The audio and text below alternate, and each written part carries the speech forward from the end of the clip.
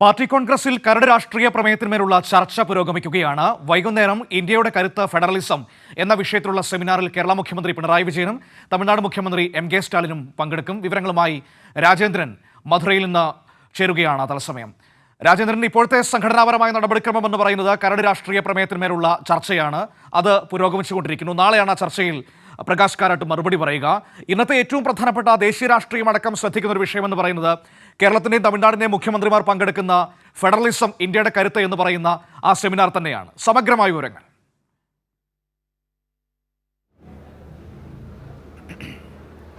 വൈകിട്ട് 5 മണിയോടുകൂടിയാണ് ഇവിടെ മധുരയിലെ രാജാ മുത്തയ്യ ഹാളിൽ വെച്ച് ഈ സമ്മേളനം നടക്കുന്നത്. ഇത് ഇന്നലെ തീരുമാനിച്ചിരുന്നത് ഇവിടുത്തെ ഈ സമ്മേളനത്തിൻ്റെ തൊട്ട് മുന്നിലുള്ള വലിയ ഗ്രൗണ്ടിൽ വെച്ച് നടത്താനാണ് തീരുമാനിച്ചിരുന്നത്. കാരണം ഒരുപാട് പേർ, നിരവധി പേർ ഈ സെമിനാറിൽ പങ്കെടുക്കാനായി എത്തും. എന്നാൽ മധുരയിൽ ഇന്ന് രാവിലെ എല്ലാം തന്നെ കനത്ത മഴയായിരുന്നു. ആ സാഹചര്യത്തിലാണ് ഇത് അടുത്തുള്ളൊരു ഹാളിലേക്ക് മാറ്റിയിരിക്കുന്നത്.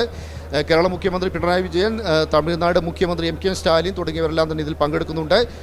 ഈ സെമിനാർ മുന്നോട്ട് വയ്ക്കുന്ന പ്രധാനപ്പെട്ട സെമിനാറിൻ്റെ വിഷയമെന്ന് പറയുന്നത് ഫെഡറലിസം, ദേശീയതയുടെ കരുത്ത് എന്നതാണ്. അത് ഏറെ കാലിക പ്രസക്തിയുള്ള ഒരു വിഷയമാണ്.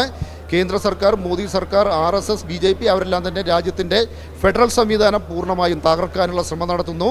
ഇതിൻ്റെ ഏറ്റവും വലിയ ഇരകളാവുന്നത് കേരളവും തമിഴ്നാടും കർണാടകയും ആന്ധ്രാപ്രദേശും തെലങ്കാനയും എല്ലാം ഉൾപ്പെടെയുള്ള ദക്ഷിണേന്ത്യൻ സംസ്ഥാനങ്ങളാണ്. ഹിന്ദി ഭാഷ അടിച്ചേൽപ്പിക്കാൻ ശ്രമിക്കുന്നു. അതുകൊണ്ട് തന്നെ ഇതിനെതിരെയെല്ലാമുള്ള ഒരു ശക്തമായ ചെറുത്തുനിൽപ്പായിരിക്കും ഈ സെമിനാർ എന്ന കാര്യത്തിൽ യാതൊരു സംശയവുമില്ല.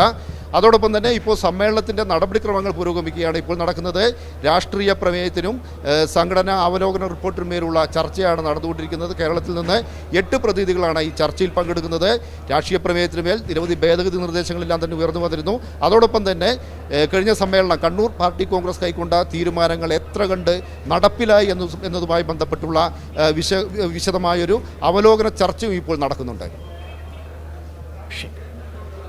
രാജേന്ദ്രൻ വിവരങ്ങൾ നൽകിയത് മധുരയിൽ.